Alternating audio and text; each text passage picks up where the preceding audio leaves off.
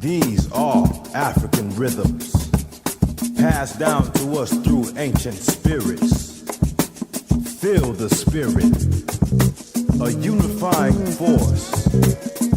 Come on, move with the spirit. Stand up, clap your hands. Groove with the rhythms, get down, get on. This cannot be repeated enough. As the dialectical relationship between anti-colonial praxis and the colonial logic of capital becomes ever more fascistic, we must be ever more clear on how violence is necessary to distort and make imperceptible the possibilities of a future.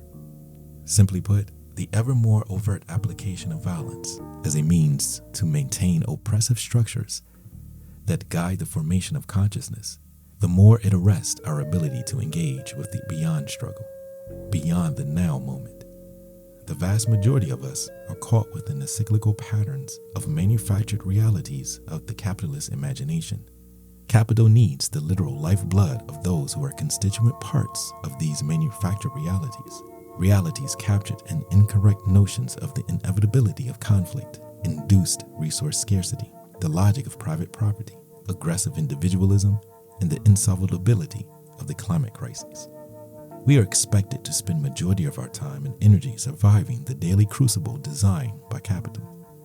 Okay, I can go on, but let's not get lost in the rhetoric. And now that you're probably equally lost in this long opening thought, we should at this point circle back to what I suggest cannot be repeated enough. And that is, colonial violence and colonial discourse are at the heart of Western modernity. They are constituent features of Western European modern ontology, knowledge production and distribution, and sociopolitical thought and economic practice codified in the 14th century. The use of ontology is another way of saying the study of the reality of being. In simpler terms, what makes a thing a thing. It is clear, or at least it should be, who the monsters are. So it is not necessarily novel in itself, but it still bears repeating. To add more clarity, adding more perspective, hoping to make more sense, or possibly confuse you even more, what I'm suggesting here is that we are living in the 21st century with 14th century conceptualizations of reality produced from the subsequent violence inherent in the contradictions built over centuries through capitalist logic, all interdependent on supremacist notions of a constructed whiteness, a world where false notions of reality are attached to color and class. This violence we are facing is what Fanon was unpacking. Structures of violence is what Fanon was intent to deconstruct, and one of his important contributions to a decolonial imperative. Therefore, it is here, within the material and non-material parameters of violence, that we can explore and examine Fanon's corpus to construct frameworks of analysis. Though we should never neatly apply nor seek to use linear logic without taking into consideration the historical evolution in the material and non-material conditions over time and space, Fanon's decolonial imperative stands as an important point of entry to understanding the current historical moment. Let's take The Wretched of the Earth, which is one of the most popular political texts during the period of decolonization and an essential theoretical point of reference for anti-colonial militants and intellectuals involved in various struggles for national liberation against both former colonial powers determined to retain their domination over colonial possessions and, quote, military or, quote, democratic native governments, which were more executors of neo-colonial political designs promoted by Europe and the United States since the beginning of the Cold War. Even still, the fuse lit by Fanon deeply penetrated the United States itself, as his text very soon became a kind of handbook for revolutionary formation within groups involved in struggles, more precisely among students on campuses in revolt. Many African organizers and activists considered The Wretched of the Earth a key text for understanding what's at stake throughout the African American struggle for freedom. For instance, Stokely Carmichael, aka Kwame Ture, and Charles Hamilton's introduction to Black Power, The Politics of Liberation in 1967 ends with an extensive reference to Fanon's book. It could be argued that Fanon's existentialist, dialectic, and humanistic language and intransient nationalism, albeit an atypical revolutionary conceptualization, specifically his idea that the European working classes were integrated into the capitalist project of domination, and hence his stress on third world peasants and urban lumpen proletariat as the only potentially revolutionary subjects were all elements distant from the common, quote, structures of feeling that emerged in European radical settings of the 1960s. Fanon still requires us to confront difficult and far from outdated questions. First of all, we must recall again the issue of violence in politics, of the politics of violence and counterviolence. It is clear that in The Wretched of the Earth especially, Fanon appeals to violence as the means to overcome the, quote, totalitarian and absolute character of colonial violence, to heal the psychophysical damages caused by the epidermalization of racial inferiority. Fanon is referring to the, quote, constituent violence of former colonial societies, but his concern is clearly with every kind of, quote, power regime aimed at the hierarchicalization of its own citizenship, or in Foucaultian terms, engaged in a, quote, racial management of its own population. Fanon was not only interested in Algeria, who was engaged in direct resistance against the French, but encouraging the whole African continent to be in direct insurrection and rebellion, not only against imperialist nations and powers, but also against African national bourgeoisie, then and now the main intermediaries for those engaged in the aggressive management of the global economy. In addition to this, it is useful to recall other arguments explored by Fanon throughout his work. His proclamation of the end of European humanism and his colonial philosophy of history, though expressed in Said's words through the language of a, quote, transgressive dialectic, and especially Fanon's suggestion that the only real remedy to psychic, social, and cultural alienation of colonized and racialized people will be their actual speaking out, the beginning of a process of political and material subjectivation, which for Fanon means chiefly self-organization, self-government, and autonomy of peasant and worker communities. The Wretched of the Earth is one of the most important African political writings of the 20th century. It was a text written in Africa, about Africa, and mainly for what was hoped for a post-colonial Africa.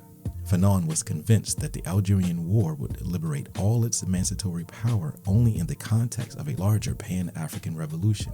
Like many Pan-African activists and leaders engaged in anti-colonial struggles at the time, i.e. Padmore, Nkrumah, or Cabral, Fanon was convinced that only by developing a continental political and economic integration would African countries be able to avoid what Nkrumah has called the neo-colonial grip in post-colonial aspirations.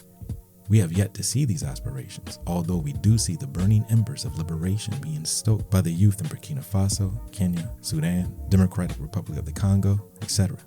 More precisely, one of the main arguments of Fanon's African political writings is that without a, quote, radical Pan-Africanism rooted in a continually resisting of the neo-colonial project, newly independent African states would never be able to break their, quote, dependency on the world economy or gain real emancipation and autonomy, which for Fanon meant above all a reappropriation of the commons.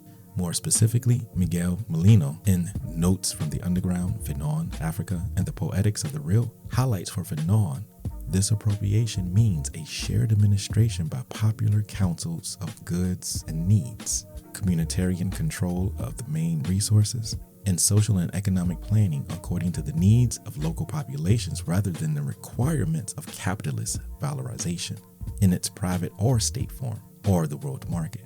It is clear to see then that one of the main goals of his African writings was to promote a, quote, radical Pan-Africanism conceived of as a concrete political ideology set against the racial or cultural, quote, Pan-Africanism of the mind, which superficially grounded in Césaire and Senghor's negritude or an African personality was at the time being disseminated through the social fabric of the nationalist African bourgeoisie.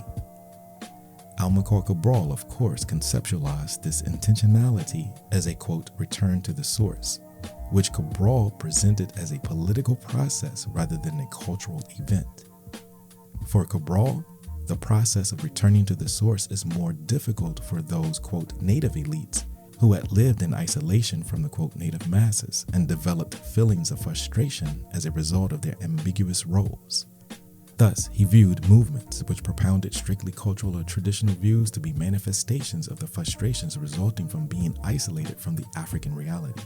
Wearing traditional clothing or having traditional art is not enough to develop or maintain a connection to the masses.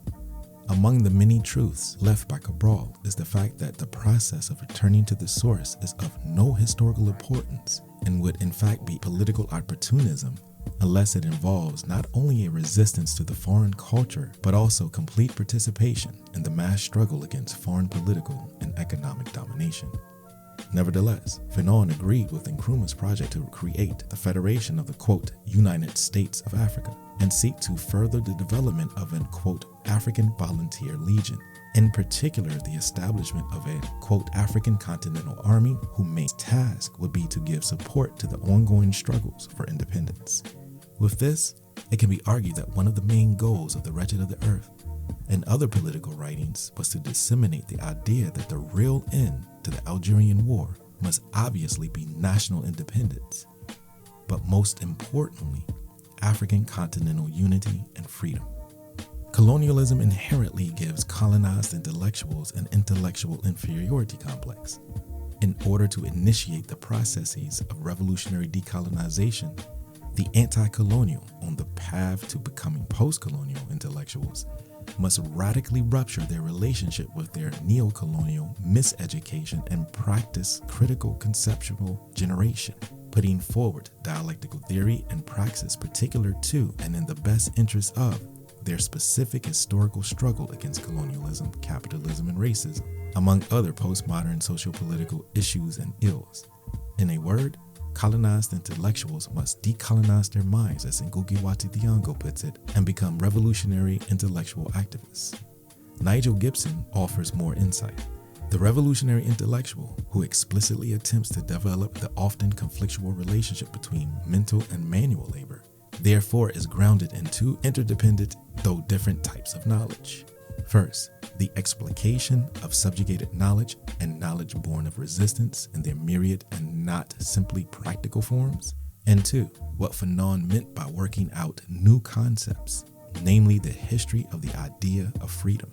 These knowledges are connected. Revolutionary thought is also a conceptualization of the historical memory of struggle.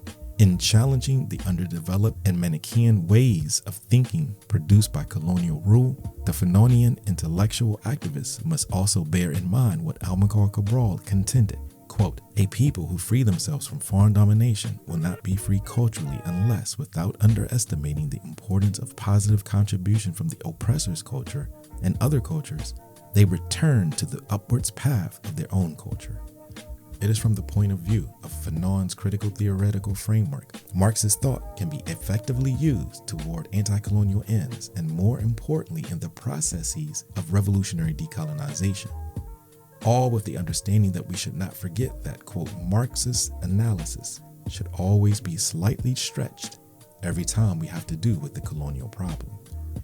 Fanon writes, when I search for, quote, man in the technique and style of Europe, I see only a succession of negations of man and an avalanche of murders.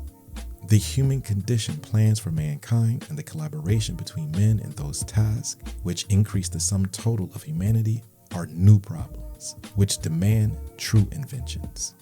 For Fanon, the, quote, new problems are precisely the ones that the racial and colonial proletariat, as well as the racial colonial peasantry, have long been struggling against. Racism and colonialism, and the nexus and cross-currents of capitalism and colonialism and racism. Fanon asserted that we, that is the wretched of the earth's revolutionary intellectual organizers and activists, must, quote, combine our muscles and our brains in a new direction.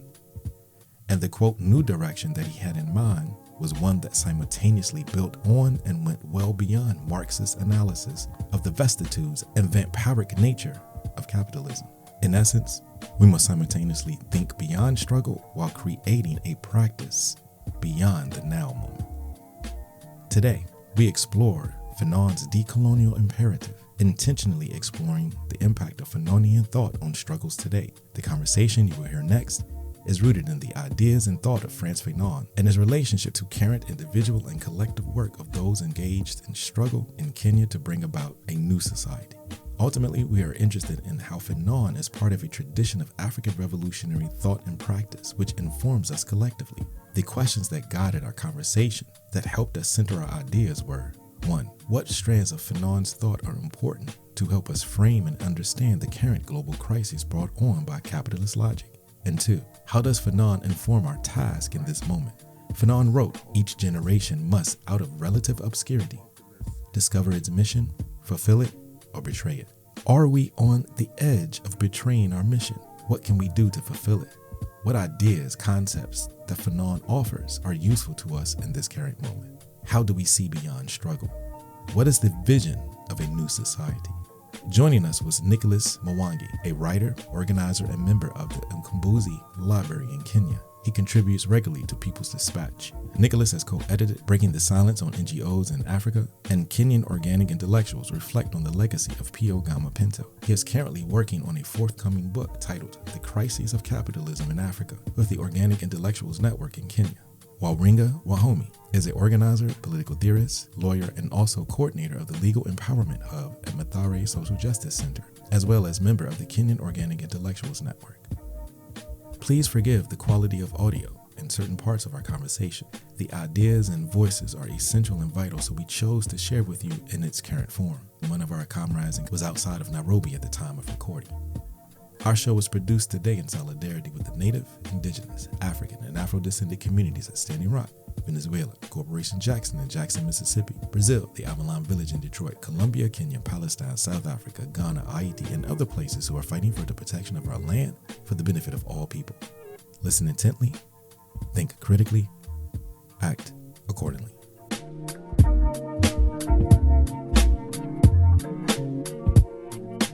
Thank you for taking the time to join us today, Nicholas. This is, of course, as part of a series and a collaboration between Africa Will Now Project and the Kenyan Organic Intellectuals Network.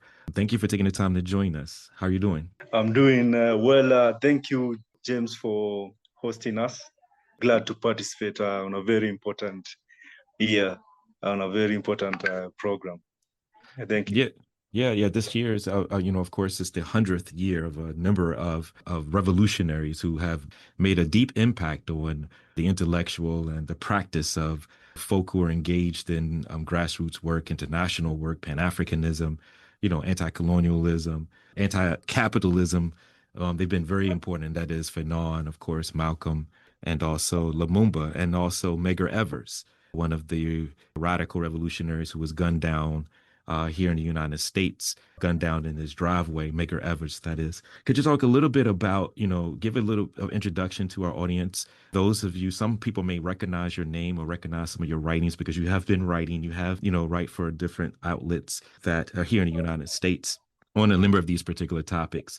Talk a little bit about who you are, what organizations you are connected with, and also talk a little bit about your politicization, how you became politicized. What was the moment or moments that informed your work that you're doing today? Thank you. Indeed, an important question. My name is Nicholas Mwangi. I'm part of the Organic Intellectuals Network. I'm also part of Mkombozi Library here in Kenya, but largely also part of social movements and progressive organizations here in Kenya. In terms of part of the Organic Intellectual Network, we have been doing numerous works and events over the last couple of years, and also been helping to edit some of the books that we release. We have done at least 4 books here in Kenya and Africa.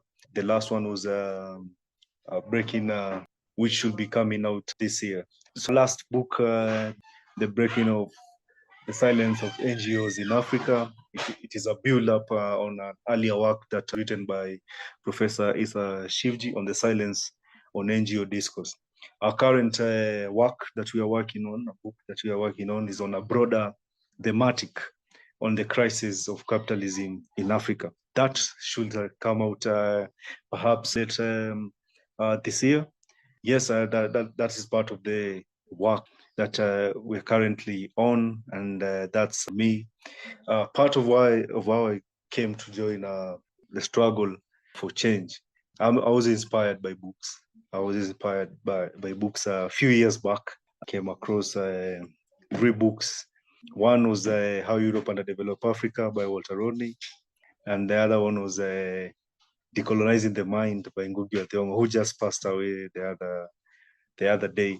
And the third one is a book called The Prison Notebook by Professor Maina Kinyati. Both Ngugi and Maina Kinyati were in the same movement in the 80s, an underground movement known as the December 12 movement.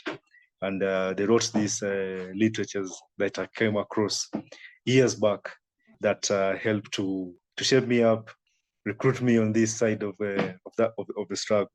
So yeah, largely I've been shaped up by books and comrades and people who have also mentored me in this struggle. But the spark was me coming across a text by Rodney, and that's how Europe and develop Africa. Could you talk a little bit more about the December 12th movement? Because I think that is an important intervention in movements, particularly radical revolutionary, and the continuity of radical and revolutionary movements in Kenya, but also in East Africa. So talk a little bit more about the December 12th movement for folk who may not be aware of it. Sure. And the December 12th movement was an important movement.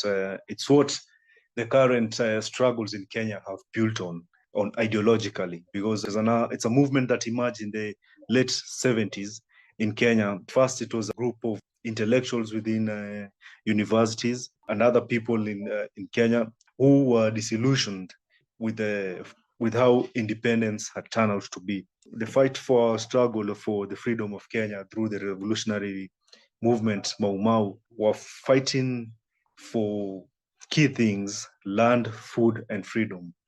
And afterwards, independence, they emerged a class of African elites who betrayed the fight and the fruits for independence. Thus, the December 12th movement emerged in that context to continue a struggle that had been waged earlier, to fight for dignity, to fight for a dignified life for the Kenyan people. It was an ideological movement grounded in Marxist-Leninism, went on to up to 80s. Of course, they were heavily suppressed and detained during the Red Scare era, and the ideological war and confrontation in the contents of the Cold War, the Soviet and the US. And that movement was caught in between that. So most of their members were detained. And I've mentioned that book by Maina Kinyati, A Prison Notebook, has been part of it. Actually, it's a book that he wrote when he was in prison. That's why it was crucial.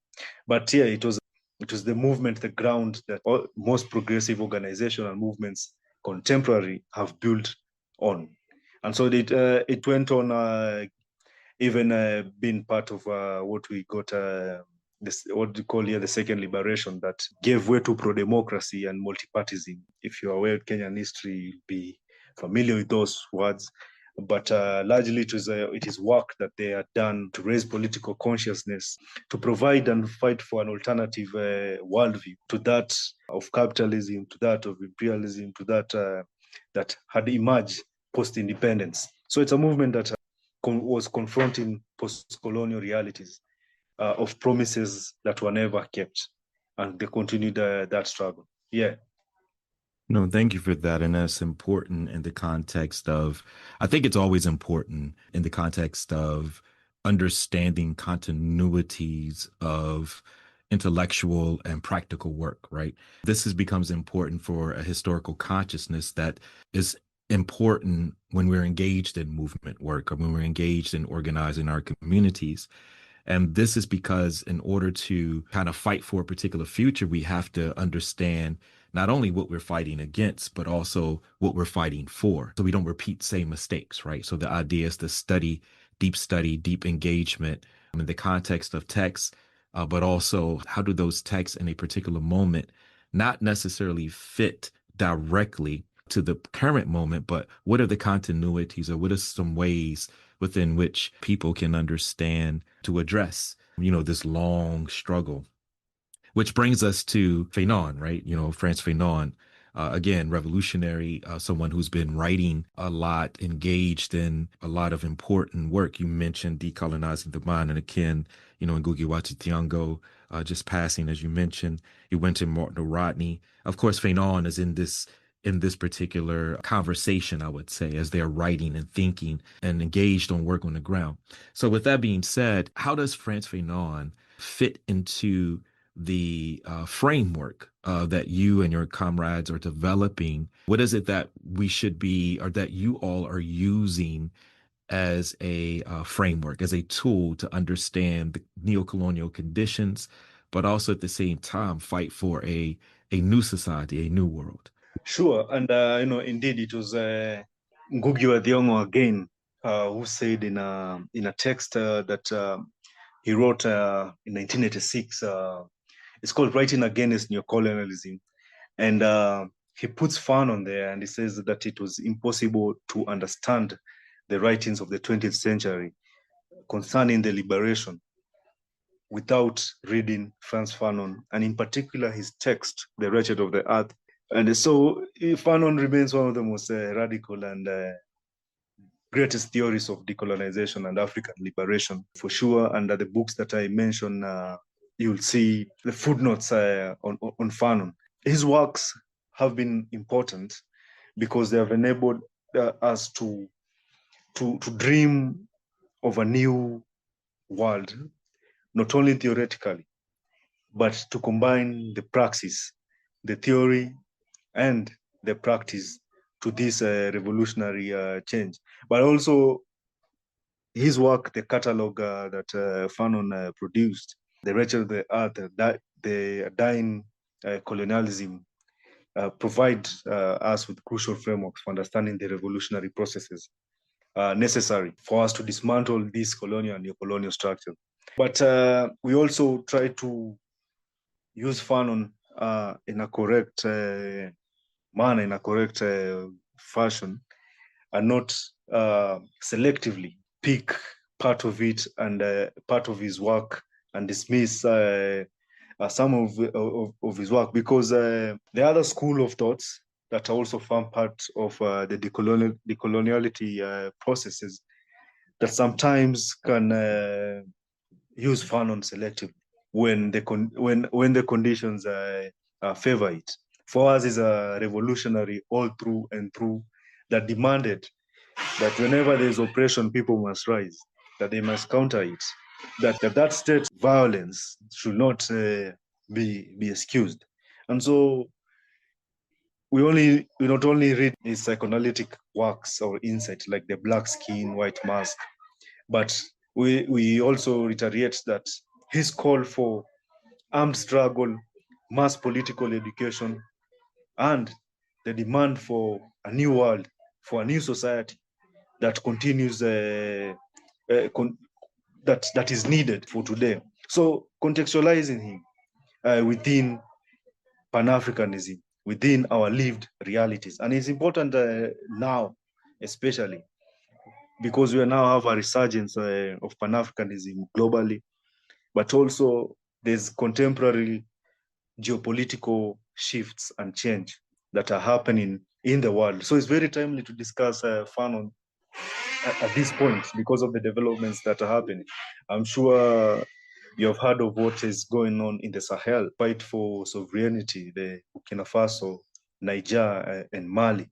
This is interesting. It is new for us to experience what is ongoing, and this is part of the rapture that Fanon also insisted and correctly said that Fanon calls for liberation through rapture, and that in this changing global order, especially where Africa is, we have gone for at least 60 years from the 1960s era of independence without too much change or major ruptures that have happened in the continent. The other ruptures that happened is like a decade ago in the Maghreb. So this is important to see what has happened in the Western Sahel area, but also the kind of protests that took place in Kenya last year is part of those build-ups or part of those ruptures that burst when a society has reached the level we have reached, the highest level of inequality, lack of a dignified life that we are all experiencing.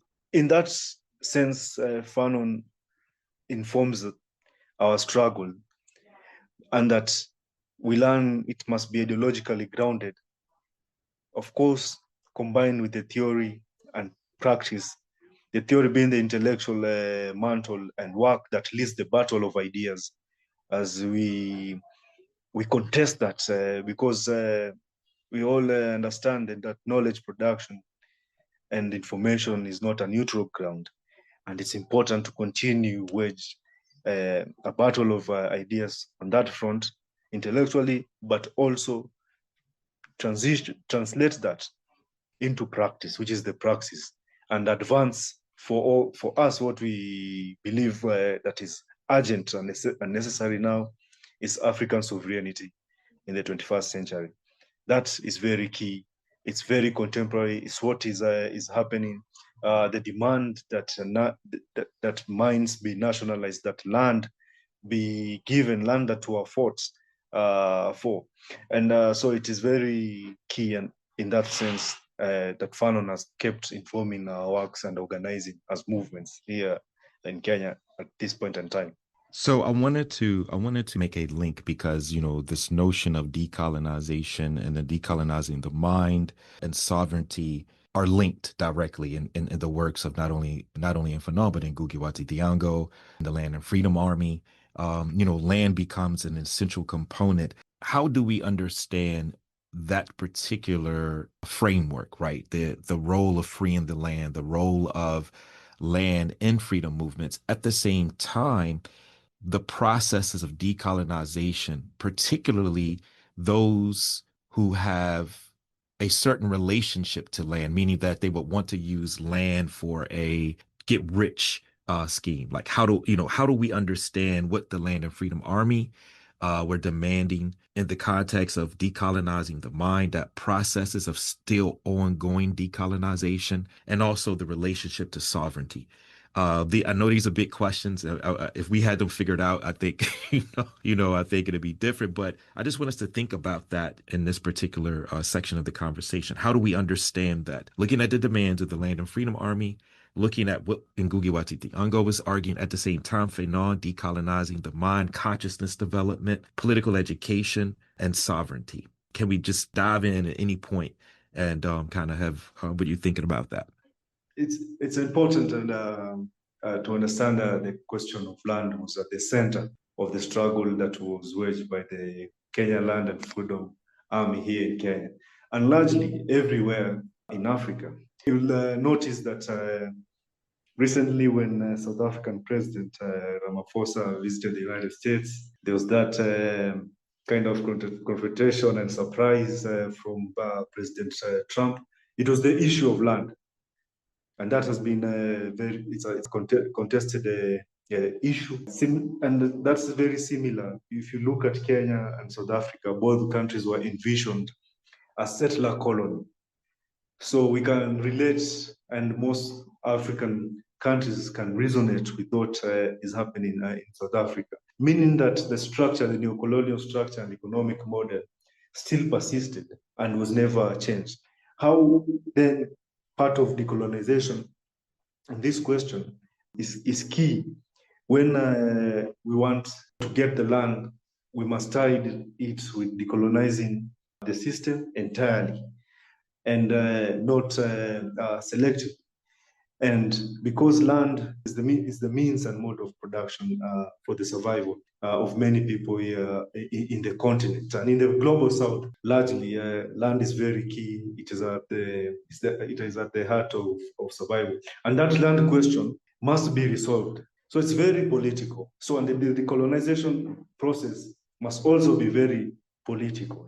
It's not just purely an academic endeavor or a discourse just to engage with it at a high level. It must attempt to resolve the burning questions of our people, because people are it must resolve material questions that are key and important to people.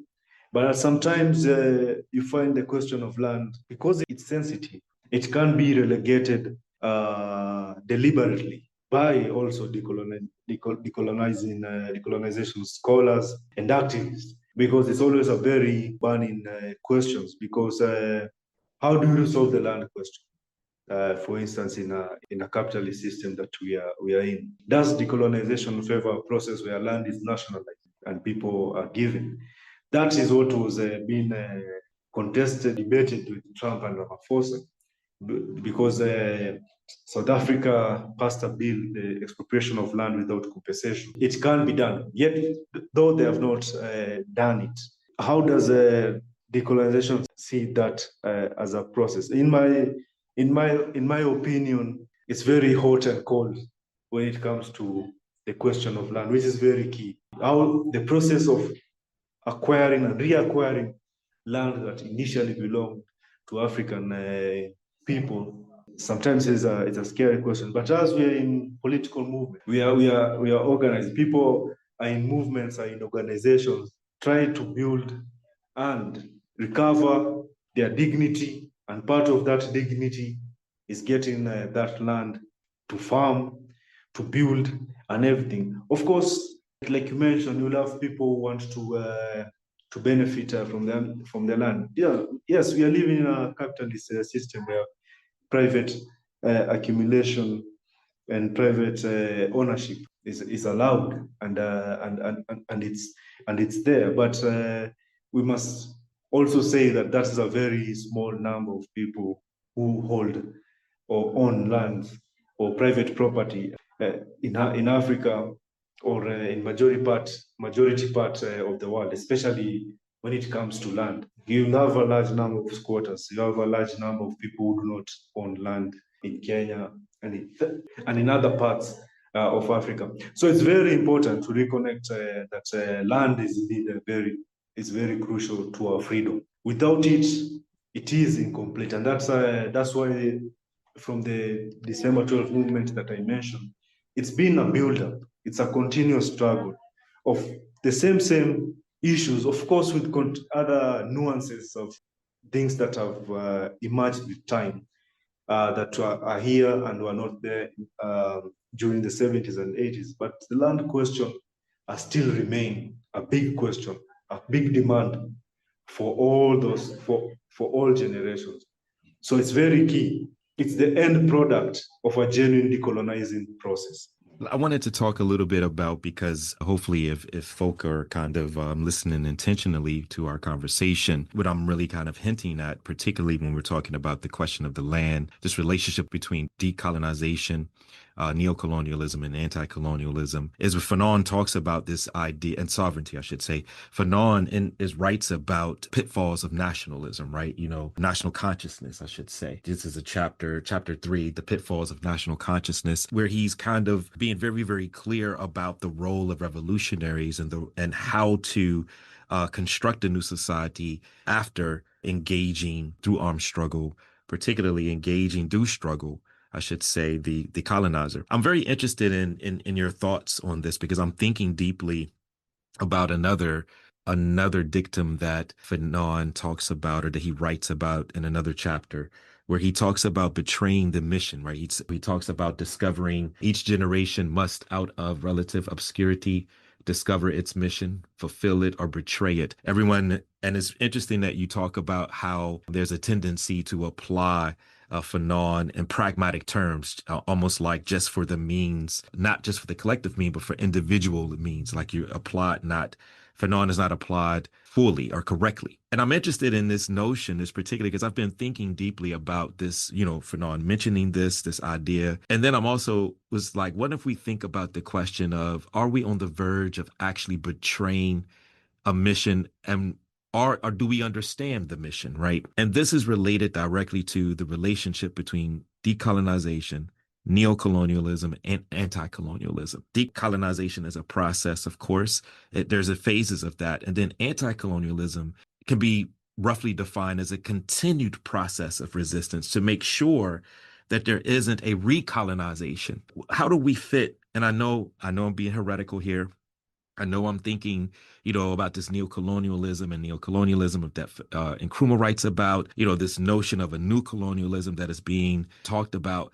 How do we understand the relationship between decolonialization or decolonialism, neocolonialism, and anti-colonialism, and the fact that there are some, in some instances, in some corners, who say that there hasn't been a post-colonial process? The colonial apparatus has not been truly removed. So are we still in that decolonial phase? And how do we reconcile the anti-colonial process. At the same time, how does this look in relationship to the decolonial process? Please forgive me. I'm just trying to think through these particular things, and I'm trying to, try to look at them through many different ways as possible to get some type of clarity in understanding how we approach as a African world community these particular questions. And also, how do we develop sustained, real camaraderie with you all in Kenya and Nairobi working, and us working here in the United States? How do we not just do a lot of talking, so to speak, this idea of sovereignty and, this national consciousness? Hopefully I made sense in that question. You could dive in at any given point, say whatever you whatever you want. I know it's a lot. I'm just trying to think about these things in a way. Go ahead, please. Yeah, no, for sure. Yeah, a lot of thinking is always needed because there are also complex questions. If they are easy, we will not have been discussing them. But you mentioned the pitfalls of national consciousness and whether that is the continuity or how we fail when you refer to Fanon dictum on each generation must find its mission, fulfill it or betray it.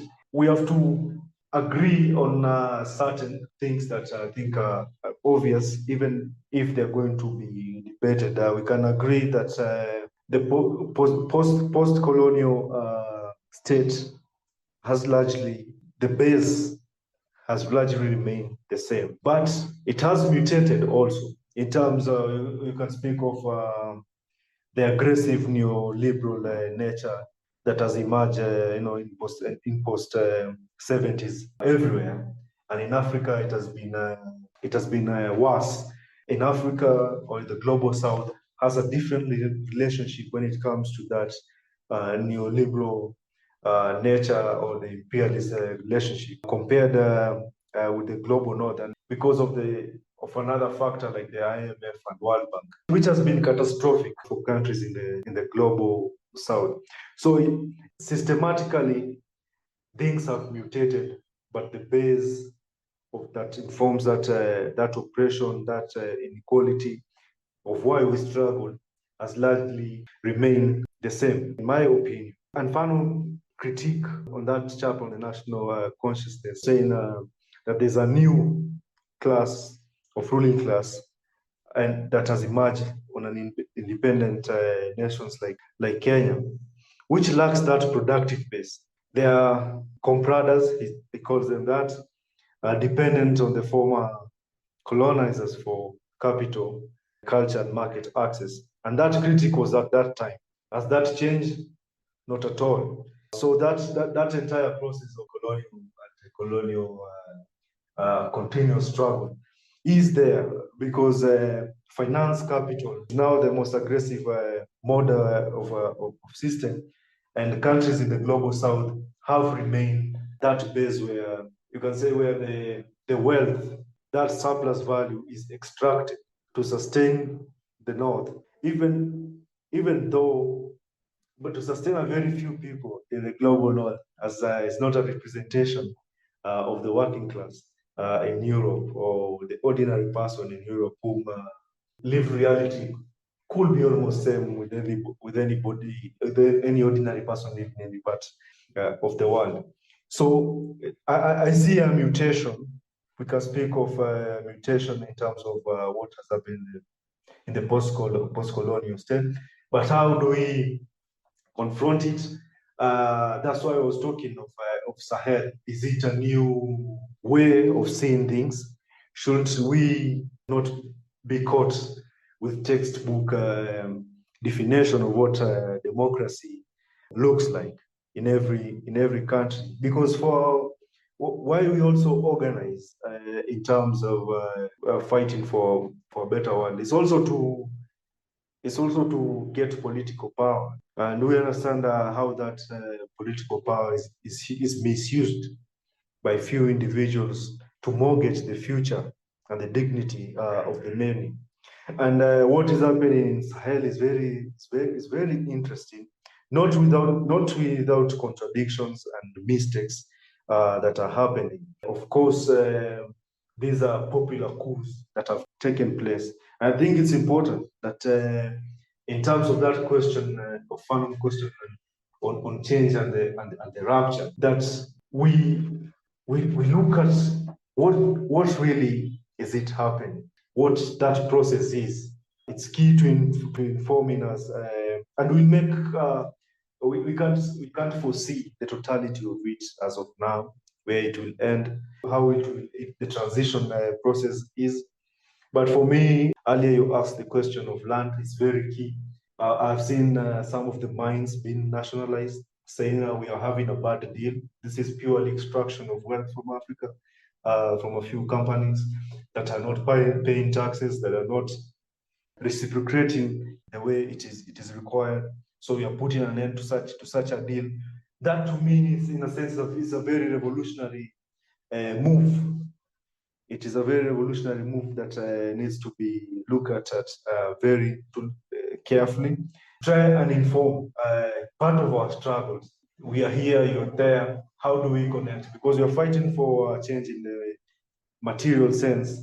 And so, like you say, it's not just exchanging a discourse and debates, which are very important, but practically, what are we doing, what is being done. For me, if issues are systematic, then it means organizing, and it's a daily process. It cannot end. And why is it important today? It's very clear that fascism is on the rise. And so there's no time to looking back or putting or slowing down in terms of how the organizing will be. It's done in terms of movements, organization, progressive political parties, trade unions, all these cooperatives, all these must have a place of convergence at some point to wage a better battle and a counter to what is happening around the world that we don't agree with. I don't have straight answers to that. I've circled around it, but Yeah, it's one of those things. When we talk about the level of political education that is needed to raise one's consciousness to a critical consciousness, I think what is important is that we read intentionally, and not read only, but study Fanon. We study Lumumba. We study, the prison notebooks. We study them in a way where we're looking for the questions that they lead us to, right? The contours of their thought. And so I try to be in that particular space of having a clear understanding of what was said, what was written, at the same time, try to extract some of the questions that are trying to lead us to some of the, advanced ideas, such as recreating a new society, right? Interrogating concepts that we use, such as decoloniality, right? Interrogate them to decolonize decolonization, right? So, how do we utilize the dialectical process to find the contradictions in the words that are being used, or the theories that are being used, or the ideas that are being used, and their practicality?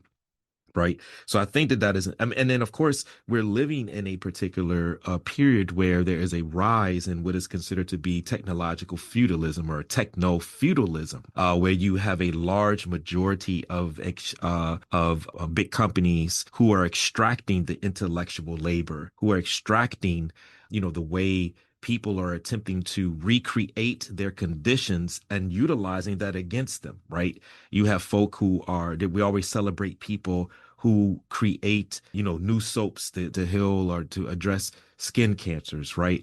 And they're coming from dire situations. We celebrate them not understanding, well, wait, this is a structural process that probably, if we address those structural issues the person or the people are living in, we could have gotten to that a long time ago, right? We could have addressed skin cancer. We could have addressed some of these things. So how do we look at techno-feudalism? How do we understand this notion of a neo-colonialism or a new colonialism? And how technology has always been a part of that. We don't want to make the confusion that AI and technology today, because we know the resources that are being extracted from Kenya, from South Africa, from the Congo, from all over, including the intellectual resources become important. How do we understand technology? I guess it's a long way for me to kind of throw in another thing in here for us to think about is what is the role of technology? How do we understand that this is very good use of technology? I'm talking to you, you're in Nairobi. I'm talking to you thinking about these big, kind of questions that we're thinking about in our local conditions, but we're also trying to think about them together on a global. But technology is allowing us to do that. Again, another big question, again, we're not going to solve all of the issues today, but it's how we're thinking about this, I think, is important. Yeah, it's important, but technology is key, and but like any other thing, if it is still minority owned, if it is still a monopoly of a few, it's like any production base that it won't serve the majority in the best way that is it is needed. Of course, you could not. This is a personal opinion. I don't think you can reverse the wheels of history. Once certain breakthroughs in science and development have been made, and I believe in a society that moves forward. It's a society of progress, and we can trace that historically. But like anything under and you've called it techno-feudalism, like anything under capitalism, if it is in the hands of a few, then the chances of it being a revolutionary breakthrough or scientific breakthrough is still limited to us. It is still very extractive. It is still very exploitative. The entire minerals of the world come from Africa. One of the places in Africa, Congo, where key minerals that are manufacturing phones, that are manufacturing all electronics, where Facebook, where Apple get their materials. Part of it is done by child labor, by kids in territories that wars have been waged by rebels funded by multinational corporations to bring the stability in these countries that provide the resource, the raw materials, the minerals to sustain these technological breakthroughs that you see around the world. Yet, if you were to go to Congo and see the lives of the people of Congo or any other country where minerals are extracted to the sustenance of this technology that we are using, it's a difference that cannot be imagined. Congo is one of the, or can be considered one of the poorest nations in terms of how people live there, or even here in Kenya, or any other part in Africa. Yet 80% of these minerals are extracted here. So the exploitation process of minerals that feed into technology is still there. How technology then is controlled by multi corporations, by a few people, then there are things people are not able to control. We don't know what happens to the data. Yes, it's a good thing that me and you are communicating from afar, based on, and this has been enabled by technology. But where does the data go? What is the happens to the data? We are now understanding algorithms and those sorts of things, where corporates purchase this data to market things to you, almost social engineer things to you. So we can see that side of technology, but in a different kind of society. I think science and technology will do marvelous things, especially in health sector, in every kind of sectors, in food production. But again, this won't happen because things are still